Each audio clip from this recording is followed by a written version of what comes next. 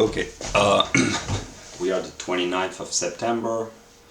It's 8:27 p.m. where I find myself empirically. I've just recorded a long video about an introduction to logic, and here's the subsequent video that I'm recording directly just after, but I do not want to make too long videos because people do not watch them, so I will make shorter videos. But I have nonetheless to reintroduce what I've said in case people stumble upon this. What are you talking about? Who is this this guy? So I will do what I have said I will do in most of my videos, at least those in English, or all of my videos, maybe as long as I can publish videos. I will promote some books. People are free to do whatever they want.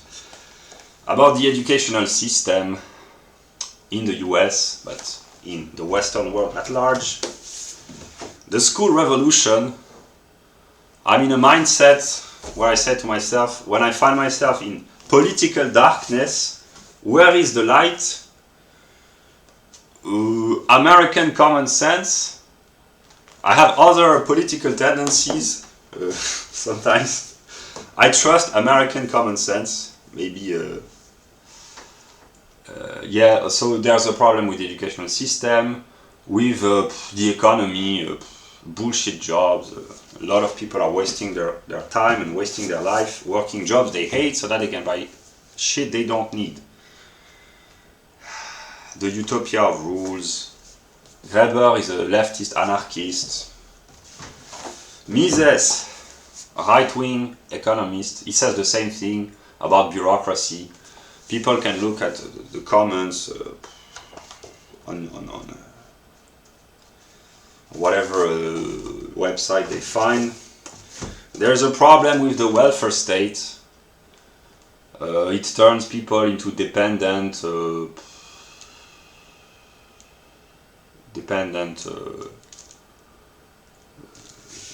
citizens, sometimes even criminals or degenerates who commit all sorts of crimes. It's not their fault, but it's one of the consequences of an excess of the welfare state.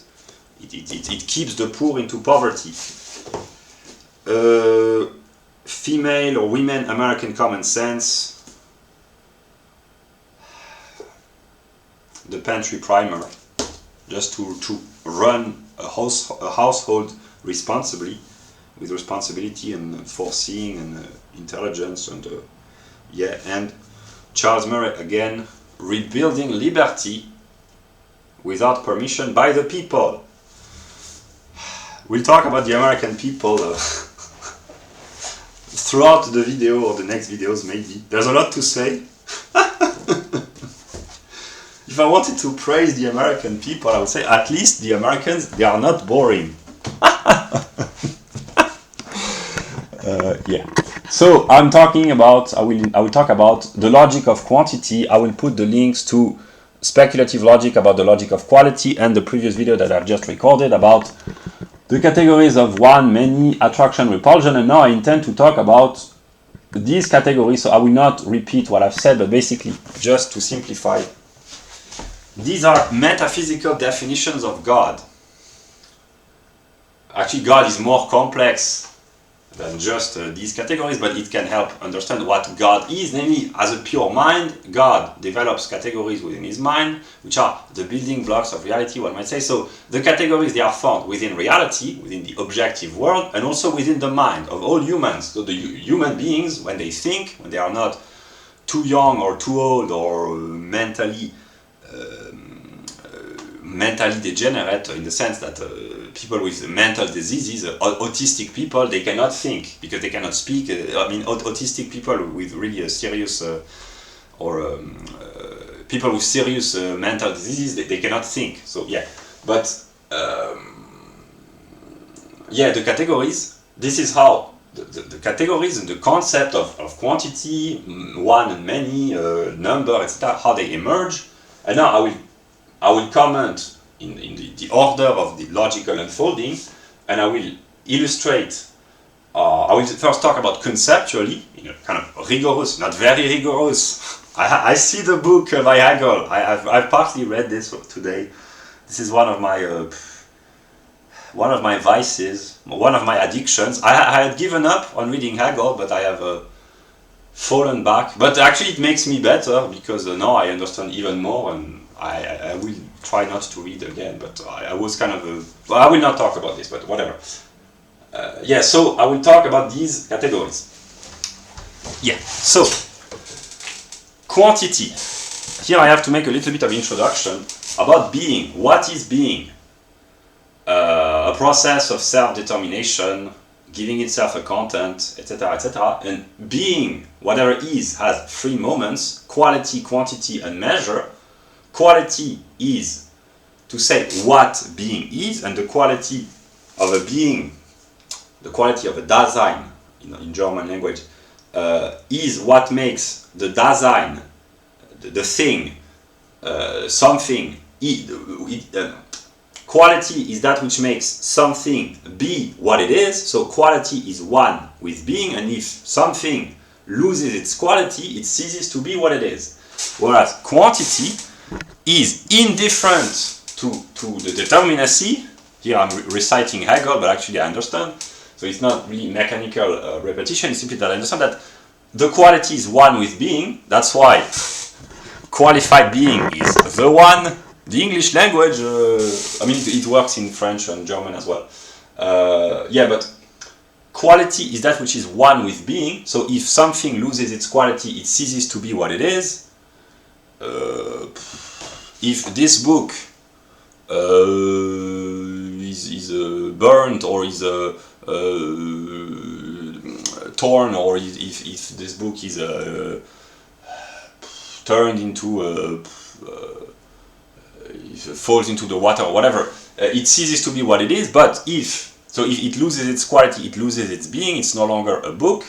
But if the quantity of something changes, namely if there is a new version of this book, updated with a new introduction or a new preface or a new word by the author or new chapters or whatever, the quantity changes. It will be a bigger book, but it will still be what it is. So the quantity of something can change indifferently. At least that's what we think at first. Actually, no, there is a measure, but I will not introduce too much complexity. But the quantity of a thing can change indifferently up to a certain extent. But when the quantity of something changes, something doesn't cease to be what it is. Whereas if the quality changes, the something loses its being. That's the abstract language. And now I will talk in ordinary language. Yeah. So quantity is being whose determinacy is indifferent, and I will illustrate, I use this in my intellectual development by reading Hegel, but example of pure quantity would be time, space, time and space. Namely, space is what it is, and there is space wherever one goes. One can always go further in space, we still find space. Then the physicists say there is the wall, 13.8 billion light years, a black wall, not a black hole, but a black wall where it's too dense for even light or whatever. But basically we can expand in space and we find always more space. So the determinacy, 1 mile, 2 miles, 100 miles, 1 million kilometers, 1 to 10 million light years, etc. We can always go further in space. We find more space. So it's indifferent. The determinacy can be increased, decreased. It's indifferent. Space doesn't cease to be what it is. The same goes with time. We can think yesterday, 5 days ago, 2 years ago, 50 years ago, 10,000 years ago, 3 billion years ago, etc. The physicists say time began 13.8 billion years ago, but we can imagine 50 billion years ago or 50 billion years in the future. So time is pure quantity in the sense that it can be increased, decreased, indifferently. Yeah. And then determined quantity, precisely, quantity is really the pure abstraction, but the proper term in German would be Größe, which partly translated by magnitude in English. I don't know how it sounds for I will use Größe because because magnitude, I'm not sure that it's very familiar, but they probably they understand the English speaking person. So the two moments, logical moments of Größe or quantity, one might say, are continuity and discretion. And here it's an illustration. It's not to be taken rigorously, it's just to simplify the understanding. This is an illustration of the unity of continuity and discretion.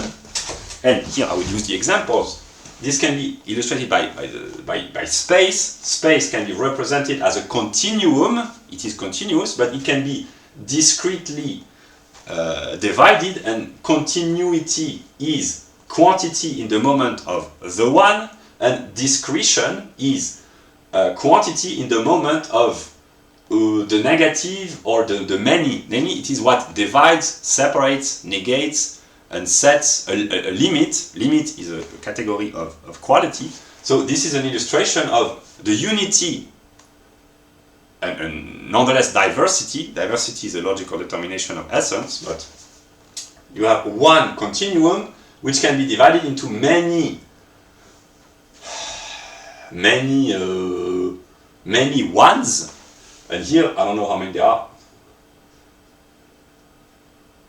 So there are 15 sticks, but actually it's one continuum. Let us imagine that it's a field or a garden or whatever.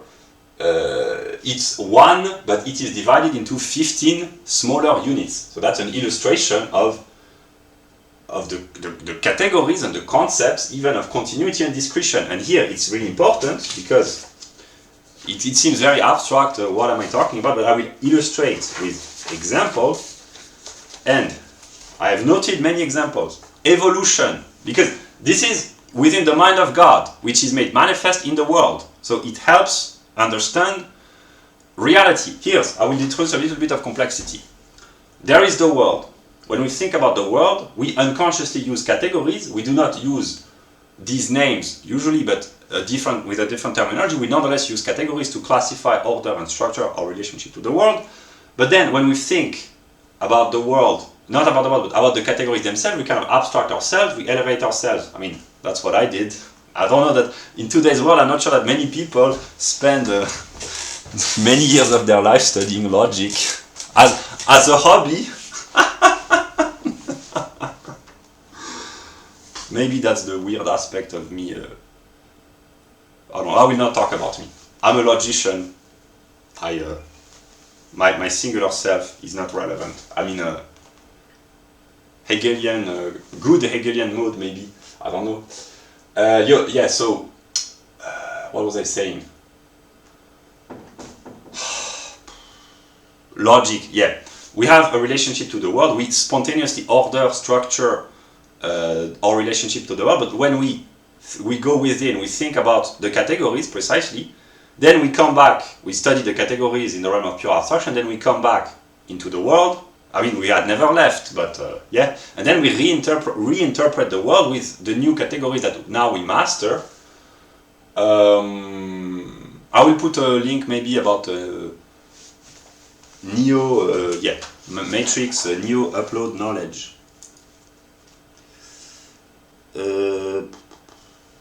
Yeah, so yeah, we come back into the world with our categories, and now we reinterpret the world differently. And I will use many examples. Evolution.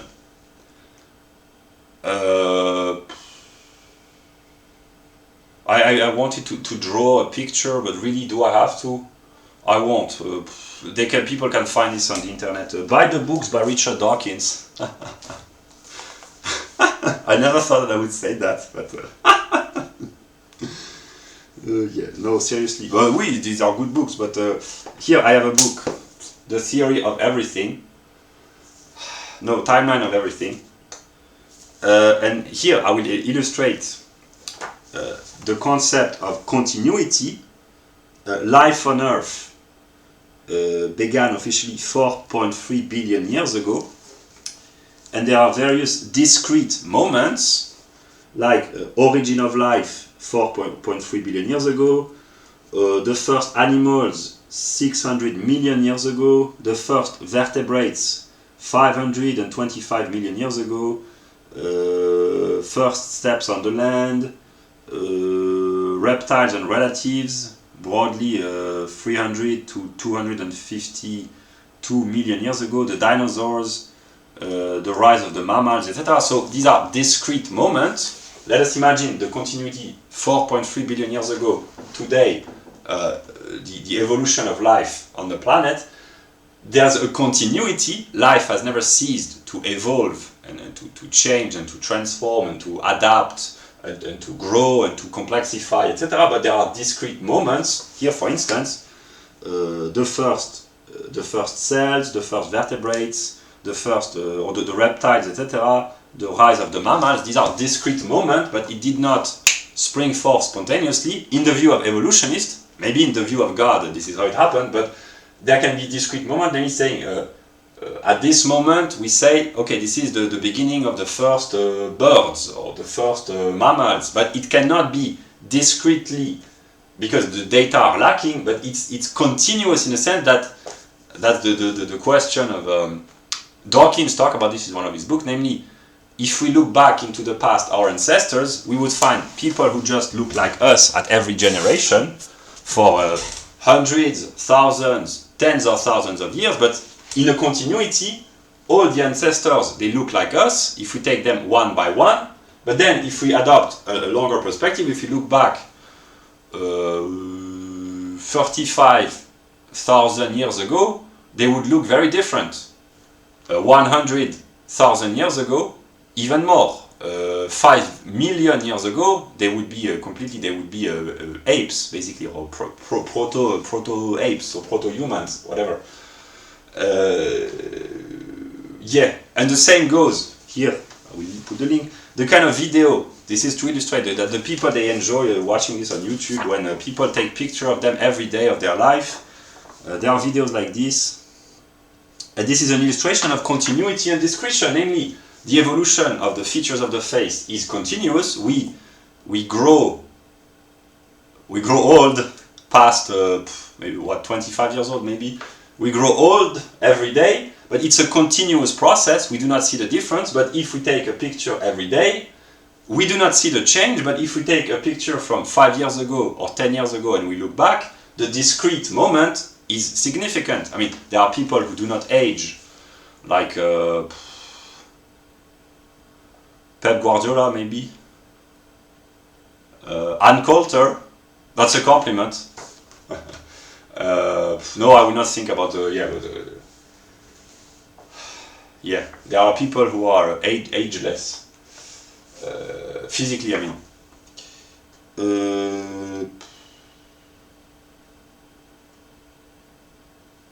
And here the women, no, what was I saying? Yeah, for women, they would like to be continuously young without, that's basically, because people, they do not see themselves age, but when they look back on pictures, they say, okay, I've grown old and tired, etc.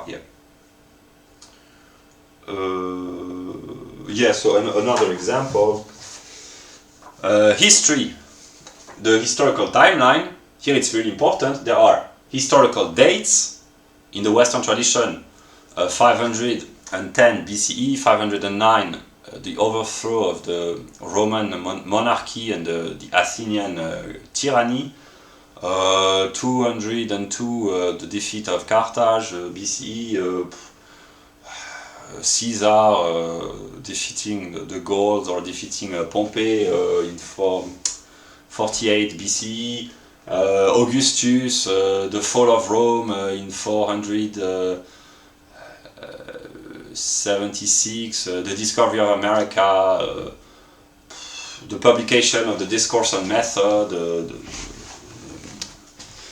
or the publication of the 95 Theses by Luther, etc. 1519 maybe. So there's a continuous historical process with important dates, and the dates would be the discrete moment, and the process, the historical process, will be the continuity, and it's important to have the dates: 1776, 1789, 1933. That's a joke. That's a joke. That's a joke. Yeah, the Americans. Let us talk about the Americans. For them, the decline of America is 1965, the Immigration Act, for the Trump supporters. For others, it's 1913, the Federal Reserve, the enactment of the Federal Act, which allows the creation of the Federal Reserve.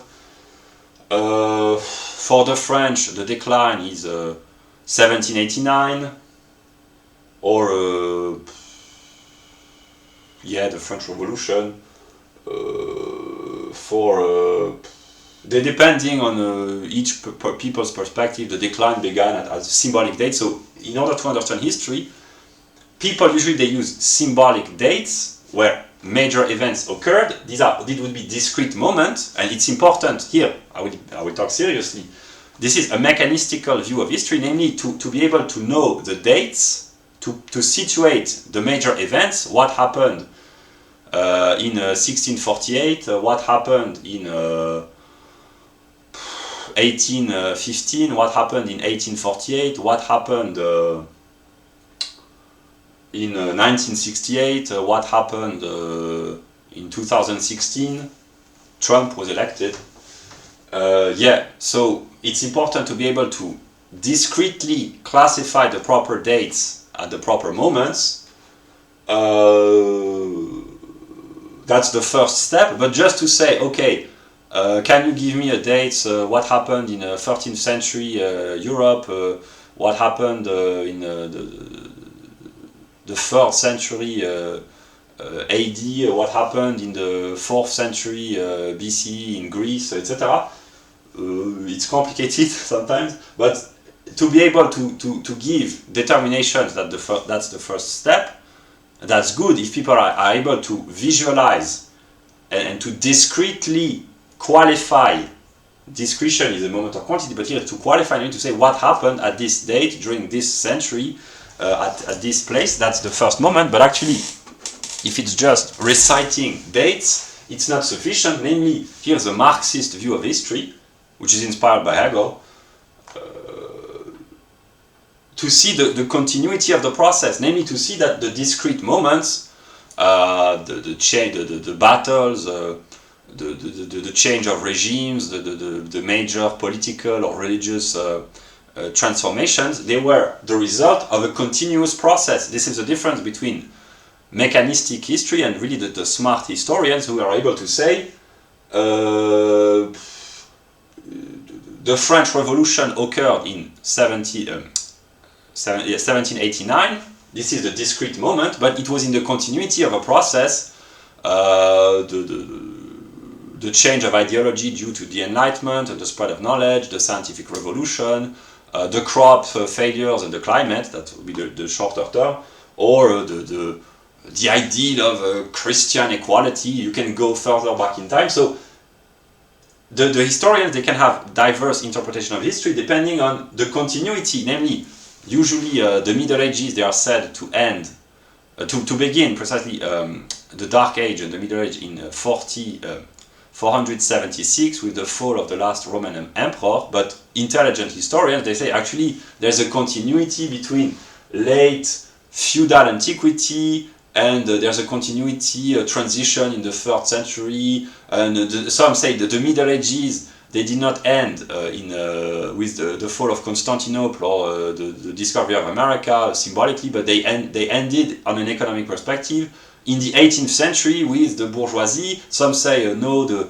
modernity began symbolically with Galileo or with Martin Luther or with the discovery of America. And some say no, actually modernity began in the 14th century in Italian city-states with capitalism, money, whatever. So what I'm saying to do is that the two moments, and a good historian is the one who can explain the discrete moments, namely the dates, the events, by offering a continuous perspective, namely of being able to replace within time the historical process. And here, in this sense, these are the opposition between contingency and necessity, namely the dates of the major historical events. They can be said to be contingent from a continuous perspective. So here we would have necessity and contingence, namely the fact that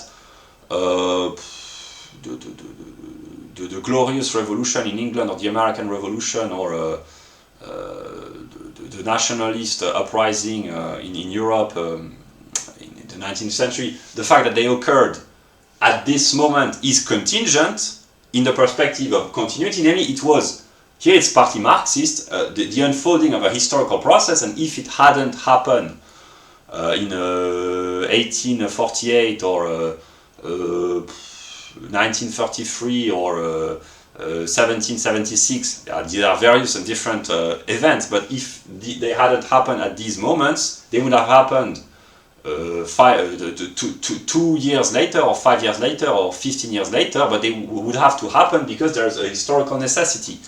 That's a more intelligent view than just to say, oh, it randomly happened if this historical figure hadn't done this or that, things would have been differently. So here I will talk seriously, the difference between the view of Blaise Pascal, the 17th century French philosopher, who said, if the nose of Cleopatra had been shorter, that's a quantitative determination.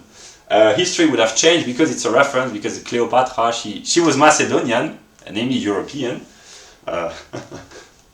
She was said to be very beautiful, and Marcus Antonius, how do you say this in English? Marc Antoine. He was seduced by the beauty of Cleopatra, and he forgot to prepare against Octavius, the future Augustus, so he lost the battle of Actium, etc. Whatever. So that's the contingent view of history, and the necessary view, which is more Hegelian and Marxist, is that Rome had to become an empire, whether it happened in the first. In the second half of the first century BCE, or 30 years later, or even 1 century later, it had to happen eventually because there were contradictions within the republican system, whatever. That's Hegelian Marxist view versus random contingent view. It can be deduced by just the category of continuity and discretion. Okay, now about colors and light. Here I will pick up one of my books. But actually it's very important, because the people who,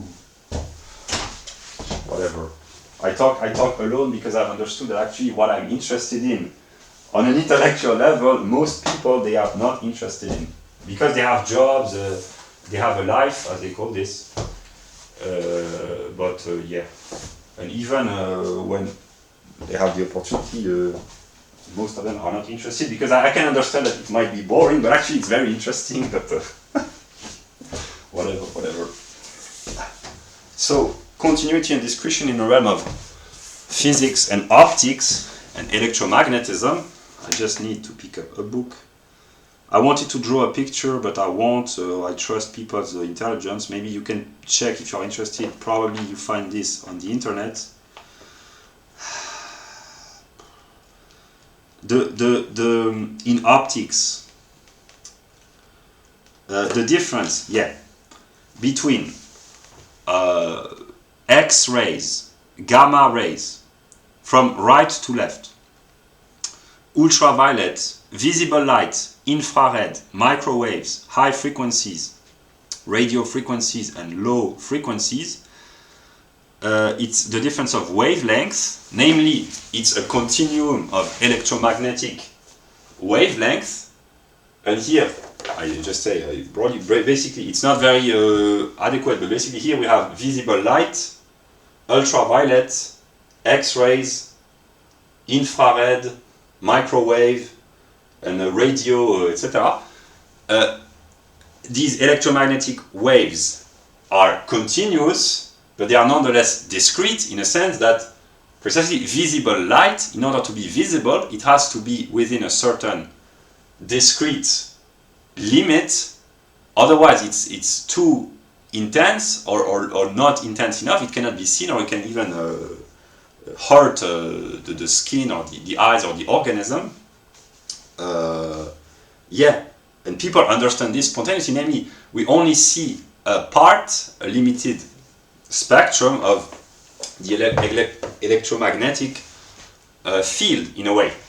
And most people agree, and even if we go within the realm just of visible light, there is a continuity between the various colors, green, blue, red, yellow, orange, etc., purple. There is a continuity, so there is only one visible light, but it can be discretely separated. Most people agree that there are colors, but the colors, the difference between the colors, they are purely quantitative. And there's the famous story about the Arctic peoples. We talk about the Arctic peoples from an anthropological standpoint, who they see 50 shades of snow or 50 shades of blue colors or whatever, whereas Europeans or Westerners, they only see one or two. So the snow is continuous, the colors are continuous, but they can be discretely separated, and depending on the individual characteristic, one will see or notice one or many or a lot of differences, which will be either subtly detected by others or rendered indifferent. And most people agree with this, that there are colors in the world. Thank God, if all was white, it would be worse. That's the transition towards the question of race. Yeah.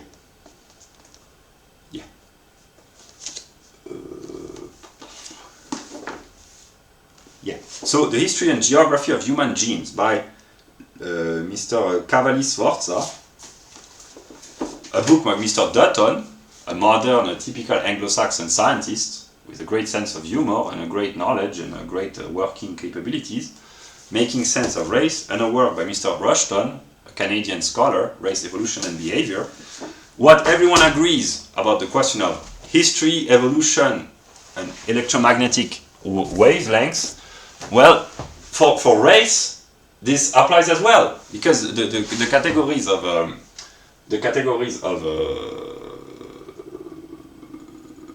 quantity, they are applicable to pretty much everything, because everything has a quantity. So race, usually the leftists, they say there is only one race, the human race, who are all humans, so they choose the moment of continuity, and indeed there is a continuity between all the members of the human species, like there is a continuity between all living organisms. And usually the right-wingers, they choose the moment of discretion to say, no, there is not just one species or one race, there are various distinct genetic clusters, as Cavalli-Sforza calls it, or genetic groups. And so the debate between the left and the right, if it had to be simplified, in the realm of anthropology, I'm not talking about politics, it's a debate, although they are connected, there's a continuity between subjectiver Geist and objectiver Geist. It's discrete but continuous nonetheless, etc. etc. This is a Hegelian joke for myself. The leftists, they choose the moment of continuity, and the right-wingers the moment of discretion. But both are correct, but here, in the sense, the right-wingers are more correct, because to say that there's just continuity, it completely misses the point. It's like saying that there is just electromagnetic wave, radio wavelength and X-rays and visible light, they are indifferent, it's just continuous. No. The moment of discretion is important, but simply the debates among scholars and among intelligent people who talk about race, or maybe not so intelligent, is simply a question of logic, and they use different categories, but the categories, they are united. Namely, mankind is one continuum, but it is discretely separated. And Rushton, he used the same categories to classify what he identified as the three major races, whites, Orientals and blacks, which in ordinary language would be African, Sub-Saharan African, Europeans and East Asians. there are more than just 3 discrete divisions, precisely, but he used a continuum, and the continuity can be used for political views. There's a continuum from left to right. There are various shades of leftism, various shades of right-wing politics. Yeah, in economics, radical communist, anarcho-primitivist, Marxist, socialist, Keynesian, liberal redistributionist, free market, neoclassic, libertarians, anarcho-capitalists, an anarcho-primitivist as well. So yeah, there is a continuity in economics, or around the question of individual choices, collectivism, individual freedom, collectivism. It's a continuum on both sides. It can be applied, it's a category which is very useful to understand the world, simply. But on the question of race, I will pick up my table board.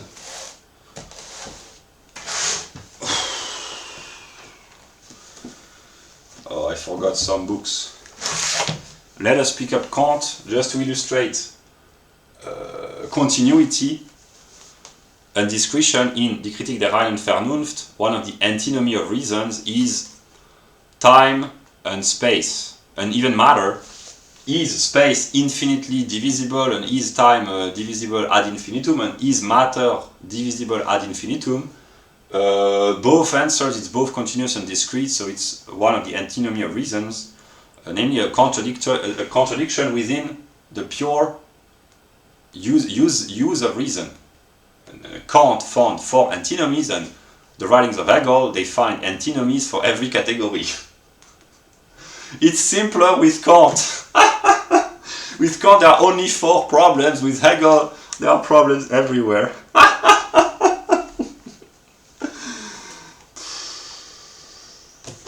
Yeah. More seriously. No, it's actually serious, but more seriously, I will pick up my table board.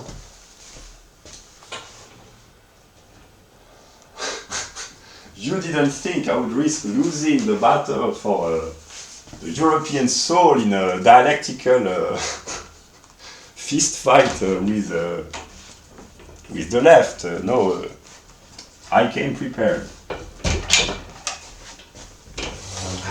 No, seriously. Hopefully we see. So, this is, do we see clearly? Yeah, this is a view, a map of the world with the classical group of people according to the latest research in anthropology. This is the original homeland. And there have been migrations, of course, but the natives of each of these continents. So here we have Arctic peoples. It's not very accurate, but it's broadly the northern American continent. Native American Indians throughout the American continent. Europeans in Europe. North Africans and South Asian, which are classified together by modern anthropologists. Northern Africans, their native homeland is Northern Africa, and South Asian, what is called South Asian, it's in this whole part of Asia. Then there are Sub-Saharan Africans, Bushmen and Pygmies, which are partly in South, partly in East Africa, but mostly in South Africa. They have migrated as well recently in biological evolutionary perspective. They are the East Asians in mostly China, Japan, Korea. Southeast Asian, mostly here. The Pacific Islanders and the Australian Aborigines. These are the classical races or subdivision of clusters of people, and the closer they are, the more connected they are genetically, as shown by modern research. Namely, the Europeans, the North Africans, and the South Asian, they are in a continuum. Of course, there are many divisions within Europeans and within each subgroup, but there is a continuity in the green people, because this is what are called Caucasoid by former anthropologists. There is a continuum in this entire part of the world, and the same goes partly with sub-Saharan Africans and Bushmen and Pygmies, and partly with Australian Aborigines. And here, the people in orange, there's also a continuity between East Asians, Southeast Asians, partly Pacific Islander, and here the transition from a biological perspective. They migrated a few thousands and tens or thousands of years ago, and they evolved. Partly the Arctic people, they are also here. I put them on a Northern American continent, but they are also partly here, as far as I know. There is a continuity, a genetic continuity between East Asians, Southeast Asians, Arctic peoples, and eventually Native American Indians. So eventually all humans, they are all connected by a continuum, but there are clusters. These are each group. These two groups, they are classified together by modern genetics, but each group is discrete and different. Difference is a determination of essence from all the others, but there is continuity and discretion within each group. So because it works for all life forms. And humans do not escape this rule, in the sense that So to celebrate the diversity of humans, first diversity has to be acknowledged, and those who deny the existence is a determination of essence. The reality of race, they simply leave aside the moment of discretion, but then here it's one of the contradictions of the left. If there are no races, why bother protecting the native peoples? So the reality of race has to be acknowledged. And modern, very moderate scientists, they all agree, they do not call this races, they call this genetic clusters. It's just a change of word, but the logical determination is the same. That's what I could say. Okay, I will continue with the continuity and discretion. Another illustration, age. From childhood, teenagehood, adulthood, and old age, there is a continuity. There are symbolic moments, and here it depends on the individual, but also on the social and cultural context. Namely, one can become a teenager at 13 years old, and cease to be a teenager at 15 years old, or at 17, or at 30 years old, or never for some. But here, teenagehood precisely is partly anthropological, namely it's a moment of change of hormones and development of the body, etc., but it's also cultural, namely that the teenager is a modern category of Western prosperous societies.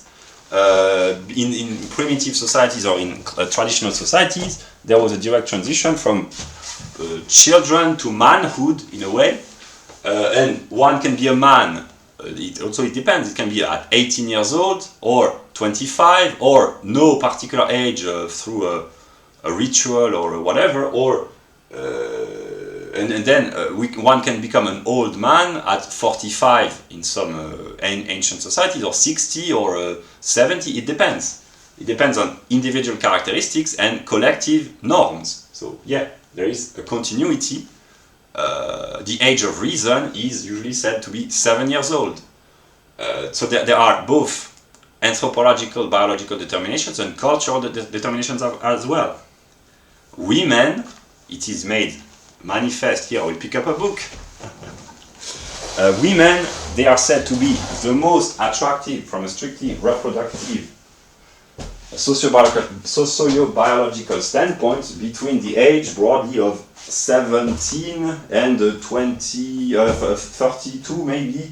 That's when, from a strictly socio-biological perspective, they are the most fit. That's a proportion to carry children. This is one of the discovery of modern sciences, but simply it's common sense re-established through a very complex scientific process of investigation. But this is what traditional society used to know. So, of course, women who engage not with the husband, but with a philosophy teacher of the Department of Social Sciences of an American university, maybe, they spend their best years from a reproductive strategic standpoint studying nonsense, and then they discover at age 32 or 35 that they are not as pretty as they were, and they say, oh quick, I need to find a man who will make me a child so that I will not die childless. Yeah, this is what the Mictos speak about, namely it's between mature end of teenagehood and end of the 20s or early 30s that a woman is at its peak from a strictly reproductive standpoint, and 22 years old is the most attractive from a strictly sociobiological perspective. That's another example. The debate about abortion in societies. Abortion, the same goes. When does the fetus becomes a human? When does God decide, I will give this fetus a soul or not? When is it? After how many weeks? How many months eventually? That's a question. The debate between the liberals and the conservatives in all Western countries and all countries who debate about such topics, it's continuity versus discretion. Where does the soul emerge? When does the fetus or the fertilized egg, where does he or when does it become human? They use these categories, and it's kind of arbitrary because it's a mixture of medicine, science, religion, etc., etc. Every spermatozoid is sacred. You'd better not masturbate.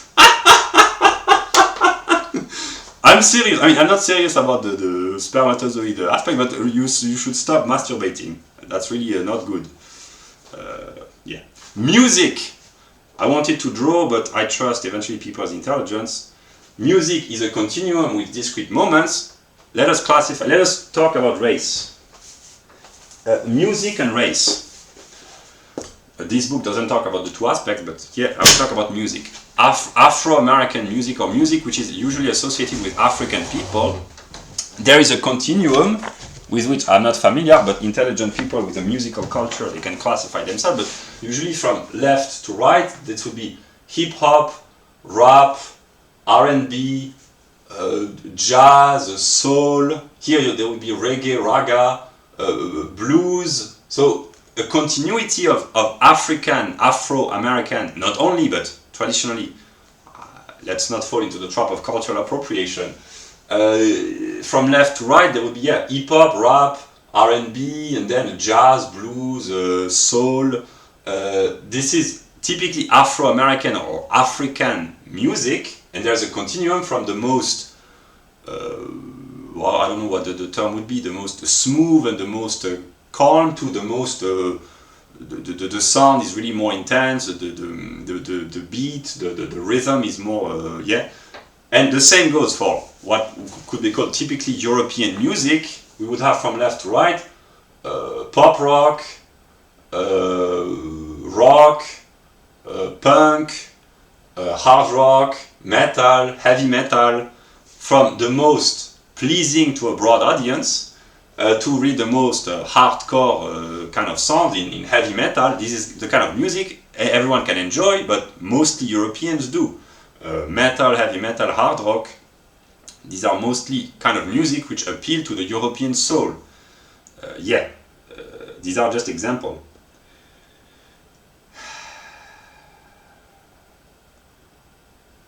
And finally, again, about the question of continuity and discretion. The video has been 50 minutes long, so I will talk for maybe again 5 minutes, and then I will conclude. I will talk about the logic of quantity all night long. It will be a continuum with discrete moment where I will drink a little bit and rest slightly, but I will talk about logic for the entire night maybe. So,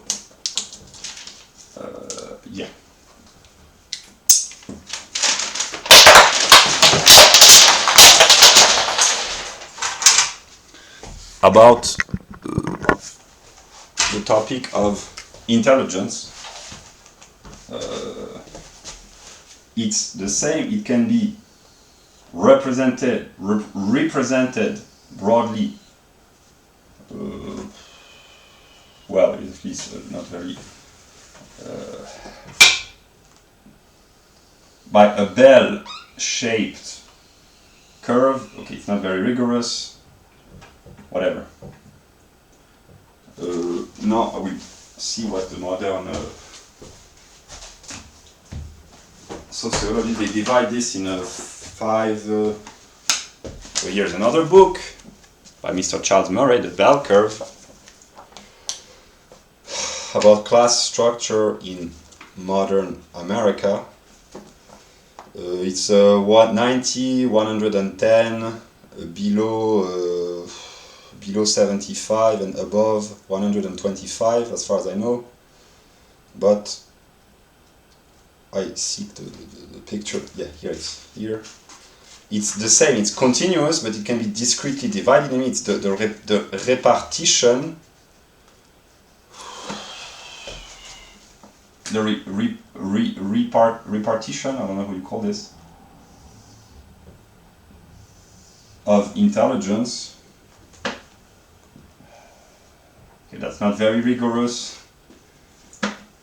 Here are the standards deviation. So we have 100,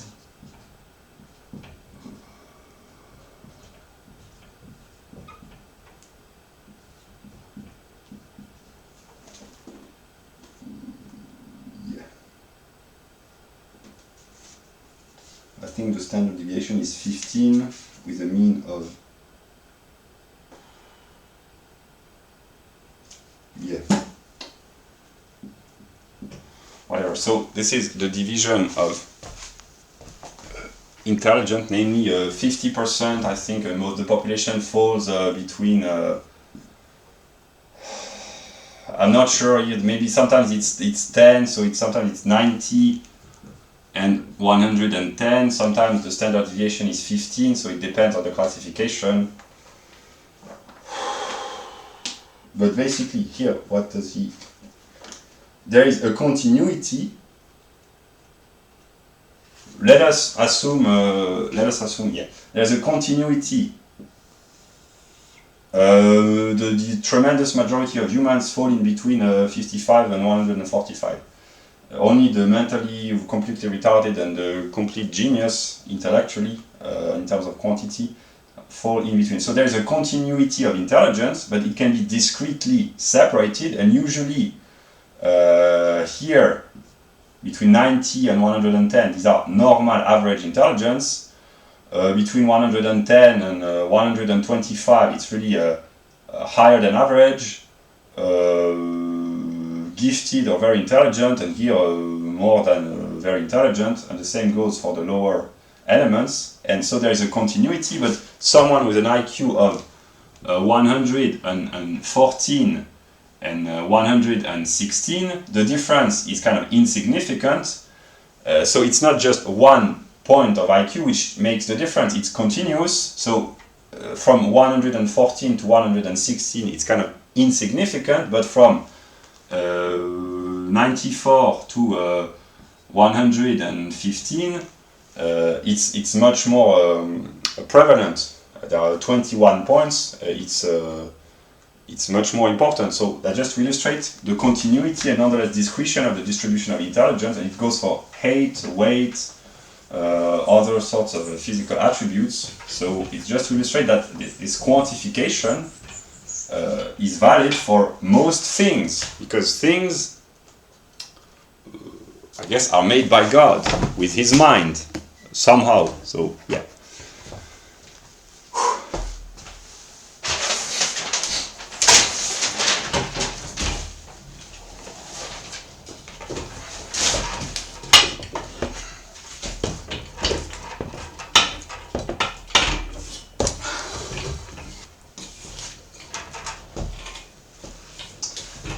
So yeah, so that was the logic of continuity and discretion explained and illustrated. So now I will take a small pause, and I will keep working on here it will be shorter because it's kind of easier on quantum and number, and basically quantum is limited quantity or Größe with a big Grenze. It's a limit, it's a quantity with a limit, and this gives rise to the concept of number, the category of number. And yeah, so I have illustrated this, the importance of logic to think properly and to understand the world. And yeah, I will make a pause and I will continue to work.